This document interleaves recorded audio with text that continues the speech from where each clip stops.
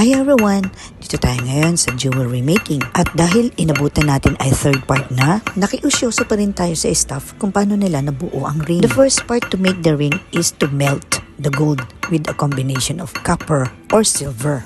After melting, may pagtutubagan silang isang chemicals. Then they will put it in a rolling machine to make a flat sheet para makapaghulma ng ring. After makabuo sila ng paghulma, may awang ito na kailangang takpan upang mabuo ang isang ring. At dito dinudugsong ang mga pinagtabasan. Ito ay gagamitan ng panghihinang o yung tinatawag nilang solding. At charan! Dito na tayo sa third part. Parang ang bilis lang, no? Kanina lang tinunaw, pagkatapos kinumpres, at pagkatapos nito dinugsungan, at ngayon naman hininyangan. Lastly, hammering na sila. Ito yung part na kailangang pantay na pantay talaga yung size niya. Heto nga ang inyong likod at napahaba ng pag-uusyoso. At syempre pa, ang last processing nito ay yung tinatawag nilang polishing. Kailangang maging pantay, makinang, at makinis ang kalalabasan ng ring na to.